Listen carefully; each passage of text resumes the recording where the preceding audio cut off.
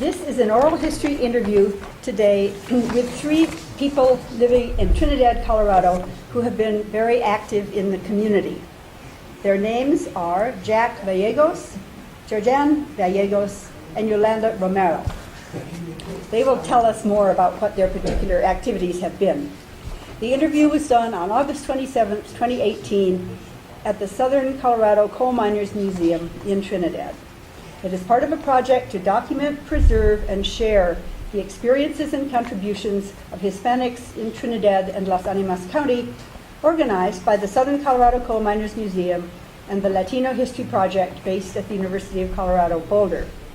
The people asking the questions in this interview will be largely myself, Marjorie McIntosh, with some input from Yolanda, who has also been an interviewer on some of the other interviews. The videographer is Tori Taran, a recent graduate of CU Boulder. So I'd like to start out by asking each of you separately where and when you were born. I was born in Boise City, Oklahoma in the year 1948. My parents worked in the, I believe my mother said, the sugar beets work type, and my dad worked on the railroad back then. Okay, we'll ask you a little bit more about that later. That's great. Didn't know if you needed all that. Now, it's coming. Okay, Jack, where and when were you born? Jack Vallejos. I was born in Pueblo, Colorado in 1947. Okay. My mom and dad were there, obviously, and my dad worked shortly for the CF&I mine, and then we moved to Trinidad when I was real young. Okay, we'll come back for more information about that. Thank you. My name is Georganne Vallejos, and I was born in Del Norte, Colorado, in the year of 1948. Okay, good. So next, I'd like to ask you when and why your family or your earlier relatives came to Trinidad or Las Animas County. Where did they come from? What kind of work were they doing? What's the background in your family? Either like your parents and grandparents or way back. Why did folks come here? I'm not really sure about where, or consequently even why. I do know, however, that my mother was born in Rancho, New Mexico, so it may have been from that area. My dad was born in Taylor, New Mexico, and so I'm thinking from those areas, since they never really spoke about anything, life-wise, I don't know too much more about their history back then. Okay. My mom was born, I believe, in Segundo, Colorado. My father was born in Walsenburg, Colorado. My mother's parents were from Trinidad. Frances, and when she passed away, her last name was Gronkowski. She was Frances Barbada. She was raised in an orphanage, was married when she was 14 years old to my grandfather, who was Felix Mestis, who was from Taos, New Mexico. He was a Navajo Indian. My father's parents were from Walsenburg. Jose Anselmo Vallejos Sr. Anselmo Vallejos was my grandfather's name. And my grandmother's name was help me out here. Frida, and she was a Martinez. So they were from Walsenburg. That's where my father was raised. And were they miners there? No, I had a step-grandfather who was a miner here, Victor Gronkowski. That was my grandmother's husband there. He was a coal miner here in Trinidad. I'm not sure which coal mine, but he was a coal miner. I was born in Del Norte. My dad at that time was going to college at Adams State, and my mother's family was in Del Norte at that time. So once I was born, my dad and my mother relocated here because he got his education. His family was from here. They lived on Vine Street, which is well known as the Barrio. He had 8 brothers and 2 sisters. His family came over from New Mexico, Villanueva, New Mexico, where they were farmers and ranchers. My dad's father was a railroader, okay? And my grandma did not work at that time. She spoke only Spanish, and they spoke only Spanish at home. My dad came here and he got a job with the local school district So he was a teacher? as a teacher. Great. Okay, well, just to pick up, you mentioned that somebody in your family had been a sugar beet worker. So was that a common occupation? Were people going around doing field work as well, or were most of the people in this area engaged in mining? I'm not sure, about that, although mining was the thing. Since my mother and father lived in La Junta, Colorado, and there was the opportunity to work, the sugar beets and that type of field work, that's what they did. And so when they came to Trinidad, after 2 of their children were born, I'm in a family of 6 sisters and 3 brothers. They came to Trinidad, where the rest of their children were born. My father worked for the railroad, and because of an accident, consequently was left to work and to do county work. He was a propero. He did the log work.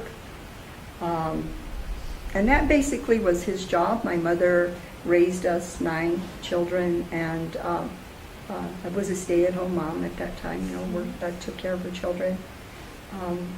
There was an opportunity at one point where there was a little, we called it the egg factory. It was a tiny little business set up, I believe, by the church at that time in Segundo. And she kind of worked a little bit there, and then she worked cleaning the church and that type of thing. If there was any little job, that was what she did.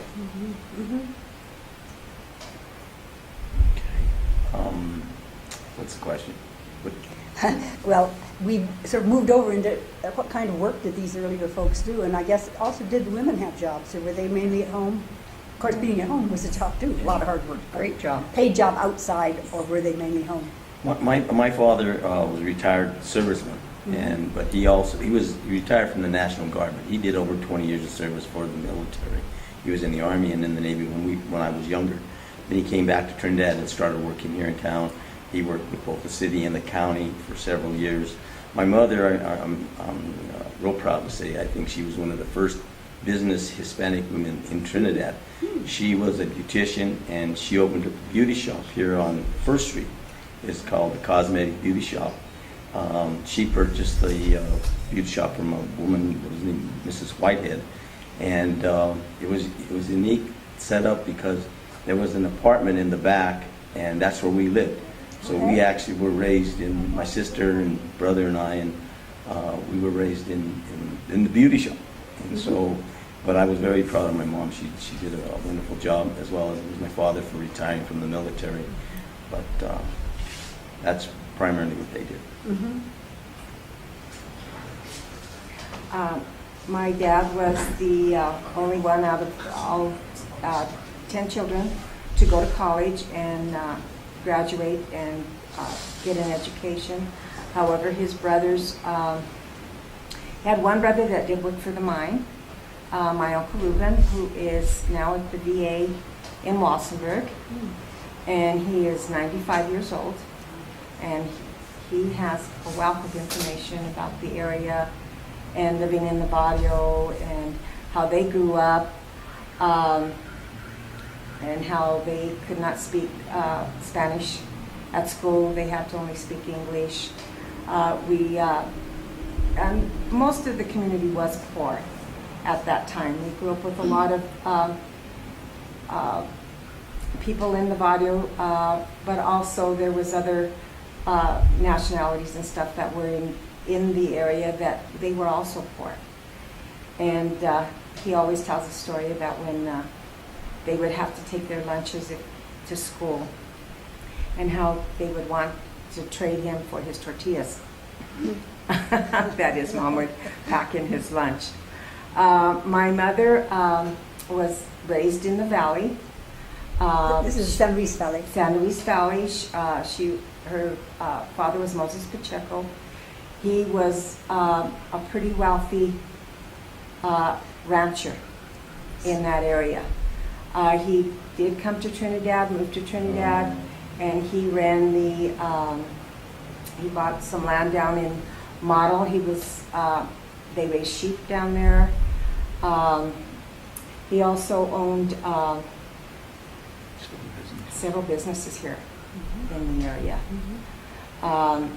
My mother, after she had me, I'm the oldest. I have a sister and I have a brother. We were all 8 years apart. After my brother was born, she went to school and she became a nurse.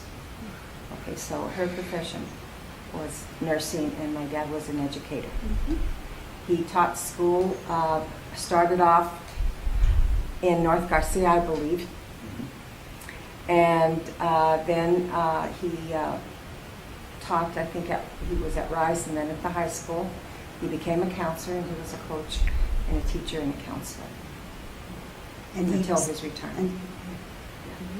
Good. So you can hang on to that, because I'd like to ask you each what your education was, your own education, and where did you get it? Okay, I went to school here, the public school system. I graduated in 1966 from Trinidad High School. I married Jack. We relocated because he was in the service. And then when he got out of the service, we came back. And I went to school, and I graduated with a school here at the Trinidad State Junior College. And I have an AA in education. I never did go on to get my BA, but I was lucky enough, fortunate enough to work for Social Security Administration. I got a federal job here, and I retired from that after 34 years. And what was your position there? What did you do? I was a claims representative, and I started off as what we call a GS2, because they go by levels. I was a clerical, and I worked myself up to a claims rep, and also was in charge of the office numerous times. Good. Okay, my education was public schools as well. Attended Columbian Schools, which is now Eckhart School, Rice Middle School, Rice Junior High when it was 6th to 8th grade, then went to the high school, graduated in 1965. Joined the Navy when I was young, and I was in the Navy for 3 years, and that was the tour of duty that I signed up for. Once I got out of the Navy, I came back to Trinidad and attended Trinidad State Junior College, received my AA degree in education, went on to Adams State and got my secondary education degree there, had my diploma there. Came back to Trinidad and started working, and I retired in 5 years ago from the Colorado State Public Defender's Office. I was an investigator for them for 23 years. And prior to that, I did employment and training. I was a director for a youth program here in Trinidad. So that's primarily what I've done as far as employment. Good. And now, so focusing on education for the moment. Where did you get your education? Locally, it was in Valdez Elementary, and then secondary was Romero. Part of my years were at Romero High School, and that's upriver. Why don't you tell us where west of here. Romero is, just for folks who don't Okay, know that. it's a small rural community west of here, like about maybe 13 miles west, facing the mountains. I received my education there and up until my sophomore year. And when my father was killed in a car accident there, I was 14. We moved, my mother and all her children moved to Trinidad so that it would make life easier for us and for her. She didn't drive, so anywhere she needed to go, it had to be with someone getting her there. and that usually was cab service in Trinidad. She didn't know how to drive. So she raised all of us here in Trinidad, and I graduated from Trinidad High School. After that, I obtained a job, and then after that, Trinidad State Junior College. The jobs I've held were, when I was younger, I was, of course, babysitter and a cleaner. And then I moved on to laundry work in the early 60s. Then from there, went to the radio station and had part of a women's program that I enjoyed. And after that, worked at Jameson's department store in their business office. And after that, went to college and obtained a job there. When enrollment dropped, of course, the last hired are usually the first, that go. So I was there 2 years and received a job. No, I obtained a job at Spanish Peaks Mental Health Center, and I worked there for 11 years.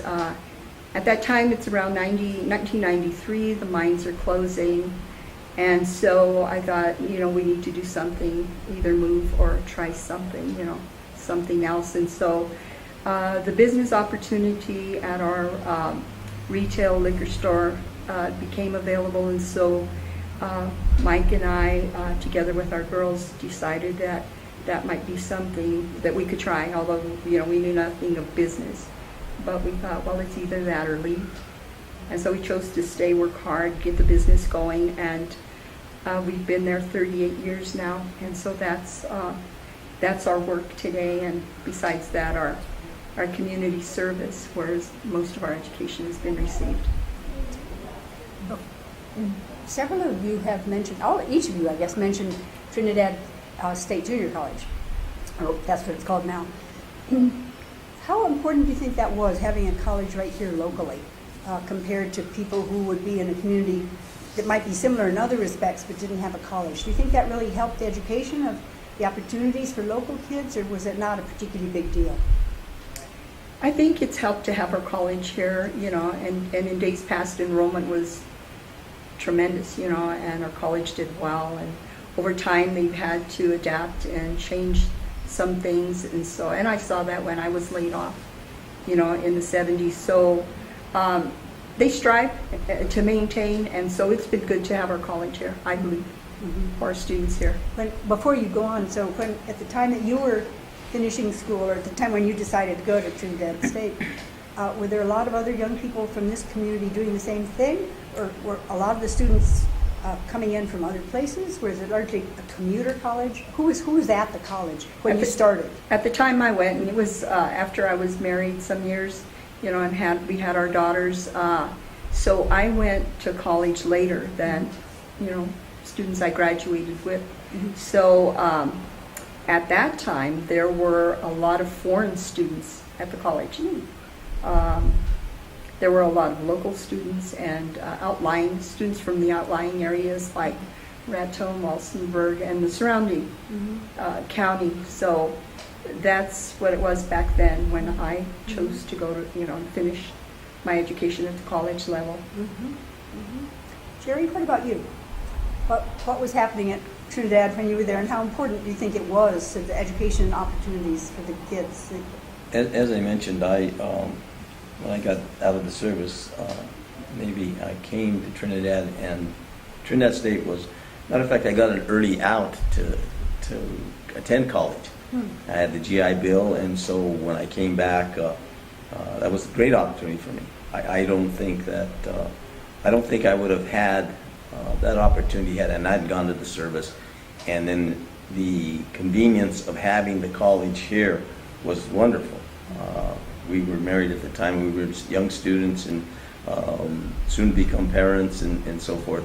But I think the college was an exceptional opportunity for me, as well as many other. A lot of my friends who were in the service came back, and we all decided, hey, this is a golden opportunity for us.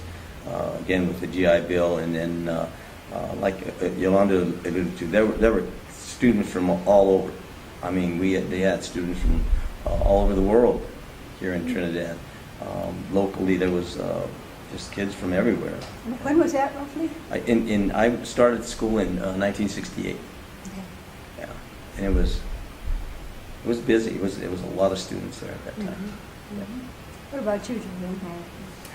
I too, like Yolanda, didn't go to school right out of high school. I was a student later on after I had my boys, and in fact my boys would go to the public school and walk over to the college, and they would sit in the hall and wait for me from class, and we'd all walk home together because we lived real close to the college. But the college at one time had a tremendous athletic program. They had their own football team, they had wrestling, they still have basketball, they have baseball. So they did attract a lot of different students as well as local students. I'm very thankful for the college. My dad graduated from that college. My mother graduated from that college. My brother, my sister, my brother-in-law, myself, Jack, and my 2 children. So it was a great opportunity for our family to get an education, and I'm very thankful and very lucky to have that college in our community. Do you think that many of the students went on after their AA degree and went on for further study, or did a lot of them stop at that point? I think it depended on their situation. After Jack graduated, we went on to Adams State, and a lot of the students from TSJC did go over to Adams State. That's in Alamosa. That's in Alamosa, and a lot of them did get their 4-year degree.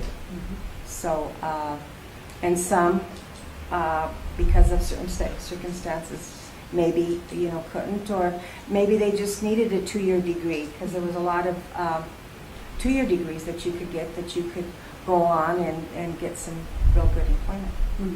Yeah, at that time Hewlett-Packard was recruiting,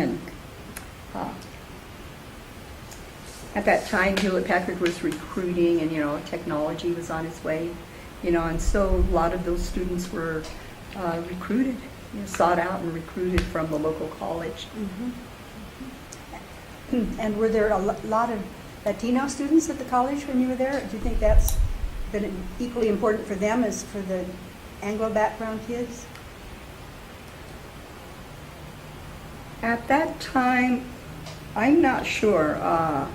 I'm thinking that quite possibly there were not as many as we would hope there would be, but counselors were constantly recruiting, students to go to the college. And so those who had money, and could afford, their parents could afford to put them through college, did go. Others were not able to, but and then there couldn't, but then there were others who sought other universities that they would attend, and other colleges they would attend. So I think it could have been better. What's your experience, Jack, when you were there? Were there a lot of Latino kids, or There were not kids? Not, yeah, well, they Students, were, most of them, again, I'll go back to the military, most of the friends that I had at college were ex-servicemen, and several of them were Hispanic. But as far as, there was a lot of local Hispanic students taking advantage of Trinidad State Junior College. And so, we really do have to give credit to that. Like Georganne mentioned about her father and mother. My father also attended Trinidad State Junior College, and my sister, she also did. So, Like in your dad's generation, when would that have been, more or less, or in your dad? When are we talking about here? It was actually, he went to the building trades program probably in, I would think that after I was out of college, so it had to have been in the 80s, 1980s, and my father was, he was born in 36, I believe, but no, earlier than that. So, he went to school after, he was, After the military? yeah, and he went back to school as an older student. Yeah. And he really loved it. It was an opportunity for him. Good. Well, my dad went to TSJC. He was an athlete, And he, I would say it was before I was born. So I was born in 48, so it was in the late 40s that he went to school and then went on to Adams State. But when Jack and Yolanda and I graduated from high school, a lot of kids didn't go on to college because at that time there was other opportunities out there. A lot of kids were able to move to Denver. A lot of them worked for AT&T. There was a lot of different jobs available at that time where you really didn't need to get a college education. But there were a few of my friends that got scholarships and were able to attend TSJC. When my dad was with the school district, he was a counselor, and my dad worked very, very hard to get so many of our students scholarships throughout, not just CSJC, but to Boulder, the Mary Gore Scholarship, the Betcher Scholarship, all those. So a lot of kids did have the opportunity to go to school and get an education because someone like my father worked very hard to get them scholarships to attend. It's wonderful. Could we shift for just a moment now and think about family? So all of you had very active, busy lives. How did you juggle that with your family responsibilities? What is your family situation? Now, you mentioned children and so on. And was that a difficult thing for you to work out family, home versus job, or how did you handle that? Do you want to start us off, Georganne? Sure. I was very lucky. I had both my parents and Jack's parents here. So we had babysitters to take care of our children while we went to work or went to school. So that helped me tremendously. I was able to go to work or go to school, and I knew that my children were with either his mom or my mom. And then as time went on, we lived real close to the schools, so the boys were able to walk to school and walk home to and from school. And then as time went on, they were very involved in sports, and so I really didn't have a problem. I was very, very fortunate. And what are your sons doing now? I lost one son 2 years ago, but he was an educator. He was a teacher and a coach before he passed away. And my one son is in Pueblo now, and he is an investigator. Good. Jack, do you have things to add to that? No, I think Georganne covered it very well. As far as the boys, when they grew up, they were very, very active in sports and just in school in general. And they had a real good experience at Trinidad High School. And they were very successful in what they did up there. And so, it was, Georganne was very accurate of us to how important it was to have our parents available to help us raise the boys. Yes, another one for the parents. I lost my dad at a young age, but my mother, took care of all of us and made sure that, that we did go to school, that we did finish school. She had our meals ready, everything was prepared and taken care of. So luckily for me, when I married and we had our daughters, she was there for us. So was my mother-in-law, Mike's mother, and so we had that support system, whereby we could work, and continue on with, I had to continue on with my, education while raising the daughters, but without that help, I don't know that it would have been the same. So really appreciate the fact that we did have the family unit, and the family support that we had. Both daughters are successful. We have 2 grandsons. One daughter works in Denver, in Morrison, and is successful there, she and her husband and their son. and then another daughter and her son live in Florida, and that daughter is successful as well and ran a business at one point, a clothing store, and is a finance marketing student, and received her education at the University of Denver. Michelle received her education at Adams State College, and both have great jobs, are very independent women, strong women, and continue to work to this day. And so we're very lucky, we're very lucky that I'm assuming we steered them in the right direction. Yeah. So that's a good thing. You hear sometimes nowadays on the radio and things that a lot of children are being raised by their grandparents, as if that's a bad thing. But it sounds as though for all of you, having grandparents there was really essential. Do you think that's changed any? Do you think there are more young families now that don't have relatives around to pitch in? Maybe, but you have to do the right thing as well. Had I been a different adult, I don't know that my mother would have said no, or I will watch your child. Mm-hmm. She knew I was doing my part, to take care of my family. Mike was working, and so we were doing everything we needed to do as parents. Yeah. Had it been that we were not being great parents, Mm-hmm. The story might have been different.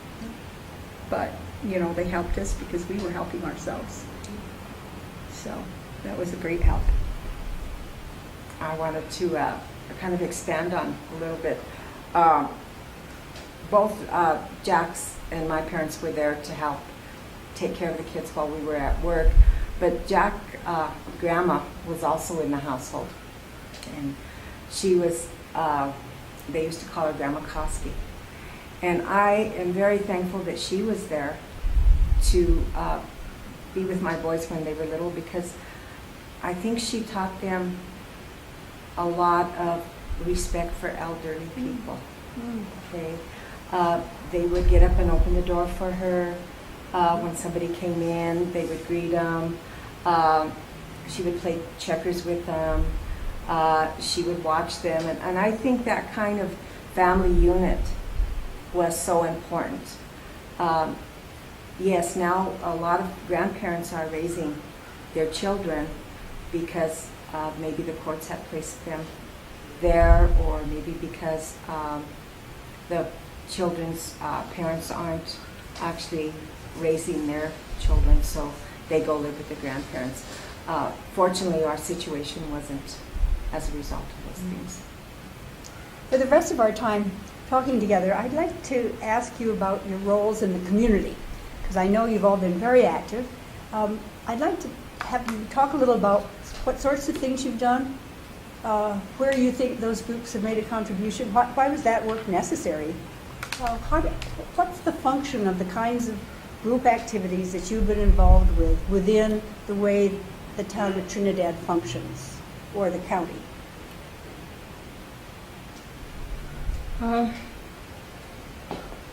I think it raises awareness about the people that are here and the people who care about our community, the people who do things that are positive things, and we do them for the benefit of others. When you say we, what kinds of groups are you thinking of now that you've been involved with? Well, that I've been involved with throughout time, and it began when my children were at the Head Start level. It started there, and so from there I continued, until today, and so have been actively involved. I was actively involved back then with, PTA, PTO, the accountability committee at the school level, their school level, and then from there into the community with the Trinidad-Las Animas County Hispanic Chamber, the Southern Colorado Coal Miners Memorial, at one point the United Mine Workers of America Women's Auxiliary, as Georganne and Jack have been involved, with their organizations as well.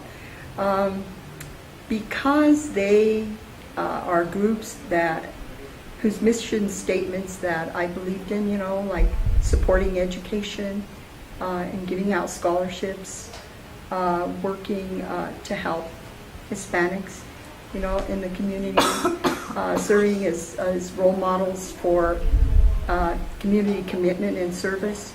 You know, it's a good thing. And so basically working to that end with those organizations.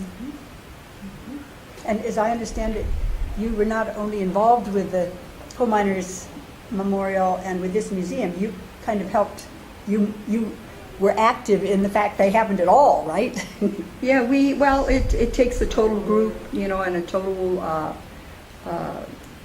commitment on everybody's part, you know, to bring something forward, such as this museum. You know, it's a beautiful place. It's a place for everyone. You know, it's a total, it encompasses our total history here. You know, this is how the town began, you know, and we're very proud of our town. And so this was the part of it that I cared about, that I loved, you know, that I give my time and energy to. And So Yolanda, you were just finishing telling us then about why you thought these organizations have been important, but it took a lot of people together to get them going. But it also often takes one person to sort of spearhead things. My impression is that you did a lot of that. I did, but it was, you know, it has to be in your heart. It has to be something that you truly care about, if it means anything. And it did mean something to me, as does the Hispanic Chamber, you know, and our involvement there. It's important to be a part of something, and it's important to let people know that we do positive things, and we enjoy doing those things. It's for the benefit of all, you know. It just doesn't benefit us. It benefits everyone who comes to our community, everyone who lives here. And so it's been with that in mind that you know, I continue to be involved and care about our town. Our town's a good town.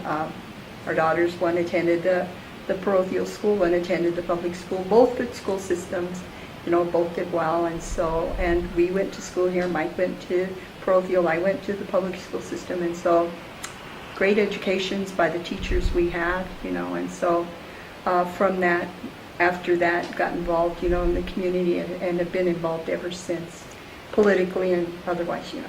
Well, at the end, we're going to ask Tori to do a sweep around through the room so that everybody gets to see this amazing museum you've created. But just briefly, could you take us through the steps that were required to set it up? I know, for instance, you've had a number of grants. How did you proceed to make this happen? Well, the entire project was initiated, well, in the beginning was initiated in 1992 by the Trinidad-Las County Hispanic Chamber of Commerce. That was the Southern Colorado Coal Miners Memorial that's outdoors.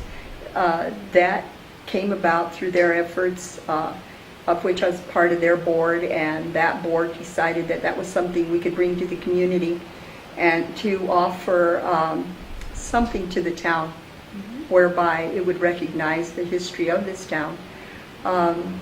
And so we branched off as a nonprofit organization titled Southern Colorado Coal Miners Memorial and Scholarship Fund. In the scholarship fund, we have a scholarship set up with a local college in their foundation. We also give scholarships that are smaller scholarships, but nevertheless award those to local students in the rural area and the city area. That project came about by raising funds locally at the grassroots level, you know, no grants, so to speak of. There was a tax initiative at one time whereby we did get a little money to continue operating, but that was through the Hispanic Chamber. Each of the pieces came together. The canary, which is part of the coal mining history, the mules, which are part of the coal mining history, and Tommy Hay, who was here this morning, is an initial donor for those.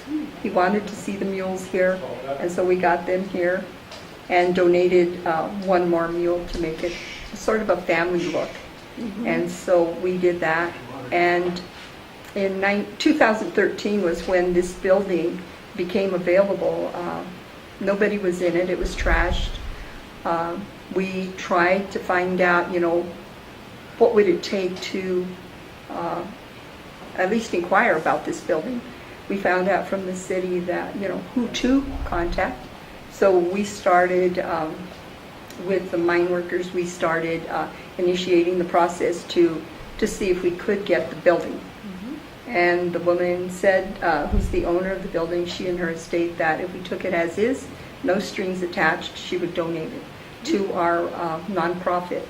And so the coal miners, with Mike and all the guys, they started cleaning up the building. Is that the union, the miners' union Yeah. you're talking about? Yeah, they're all retired now, and so they started the work that it took to facilitate this museum.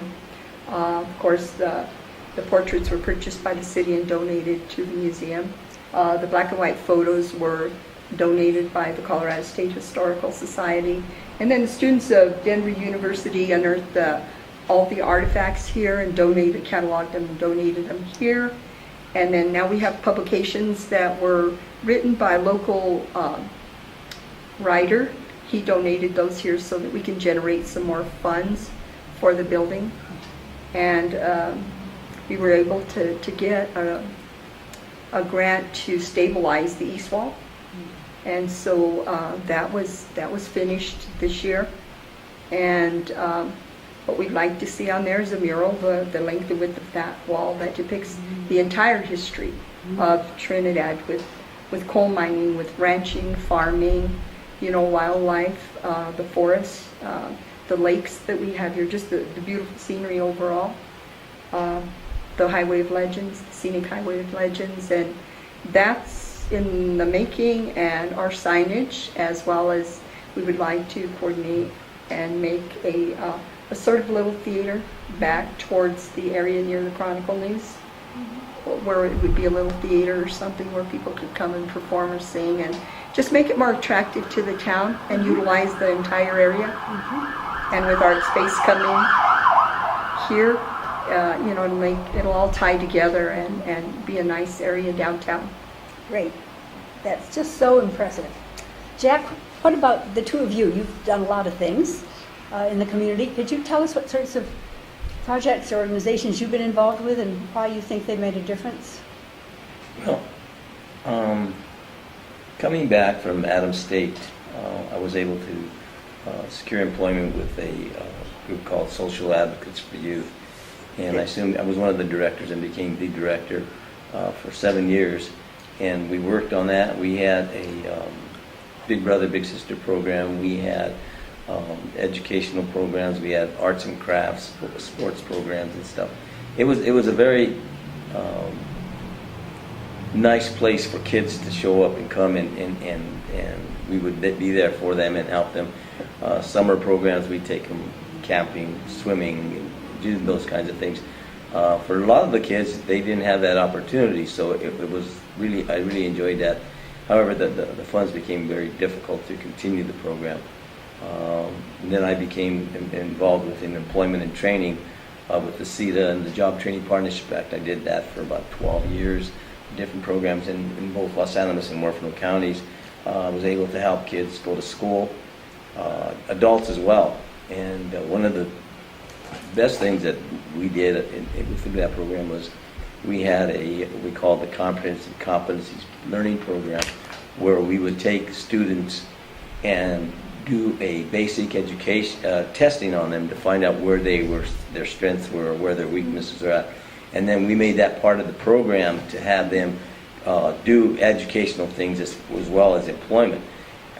We had them fill out the applications, the resumes, and do actual job interviews, which was really, I think, in my history of employment, that to me was probably the most pleasant and most enjoyable kinds of thing, because you soon saw the process,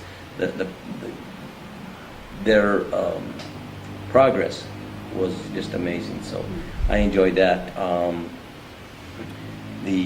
One of the things that is still continuing today, and I'm no longer part of that, but is the Trinidad Latin Golf Tournament. And we started in 1988. It had been about 10 years, and we started making money on the tournament. So what are you going to do with this?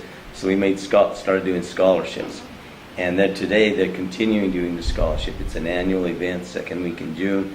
and we have 120 golfers out there, and the community has just been so generous. Mr. Frank Azar has been very generous with us, getting scholarship funds, and it's primarily for the Los Angeles County students that we give the scholarships to, and that's also been a very pleasant thing for me to be a part of. So a lot of your activities have been youth focused then. Right. Yeah. I also served 12 years on the Board of Education for School District Number 1. Oh, okay. And that's a particularly gratifying job at times, but also a very difficult job at times, because the lack of funding. The state of Colorado has just not at all kept up with the times as far as funding public education. And to me, I think public education has been the backbone for this country. It's provided myself as well as my family members and many people in the community the opportunity to get a good education and be able to provide a good income and a lifestyle that is, I think, obviously the envy of the world, the lifestyles that we have, so, and I'm concerned about the plight of public education. But Georganne, are there things you'd like to contribute to that? Being that I worked for the federal government, I was kind of limited with some of the things that I could do. Right. So I just helped Jack with the, I'll talk about the Latin golf tournament. Mm-hmm. He started this with a group of 5 of us. Yeah. 5 of them, and they started in I think 76. about 1976. And it just started out to be where we called it the Latino Golf Tournament, and they would come and they would play golf. They had never had a Latino golf tournament here. And it has grown to be probably the most popular golf tournament that we do have That's here. terrific. And the process of going to the schools and sending out applications for the kids and reviewing the applications and picking the applicants and awarding scholarships. It's been very rewarding for us. I did at one time work for TSJC, and I have forgot to mention that, where they had a storefront down in the community. It was just a few doors down, and we had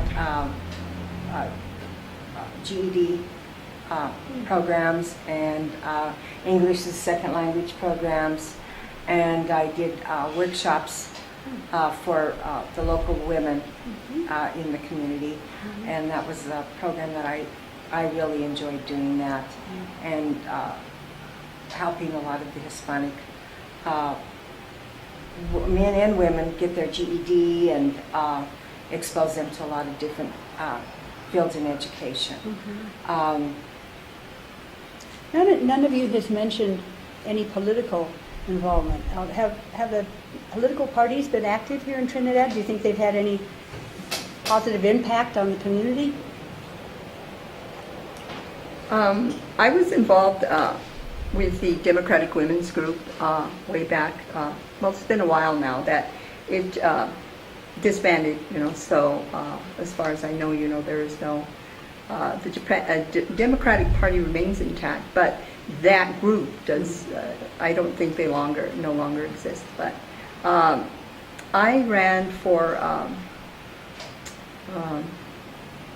was going to run for city council at one point. We lived here on First Street, and so I thought that, I would like to become involved. I was a lot younger then, and thought maybe I could do it, to do the job. I didn't really know how much it entailed, but I was going to try. But in talking to another person who had already served and was going to cover, I believe, that area, however that was, asked me to step out, the running, and so I thought, I didn't think at that point I stood a chance anyway, but also ran for school board twice and lost the first time. The second time lost by 13 votes, and so I thought maybe this is just not my calling, at that point, I decided that maybe that wasn't the thing for me to do, and so that was the extent of my political involvement in the community. Doesn't sound though as though, from your perspective, the Democratic Party has done a lot to improve life in Trinidad. Or I wonder if They do, and they work hard. It's just that you need to have the leadership, and the workers.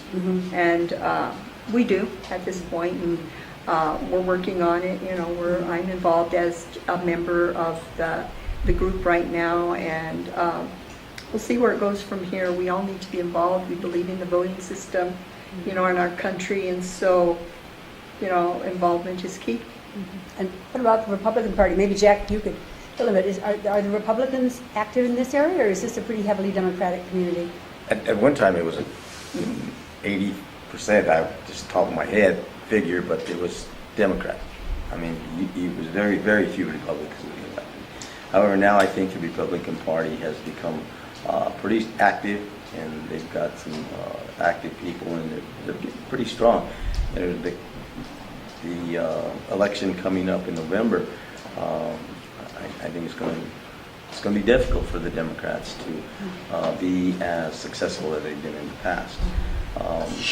I was when I mentioned I was working for the social advocacy youth, I got involved with the Democrat Party, became vice chairman, and worked with them.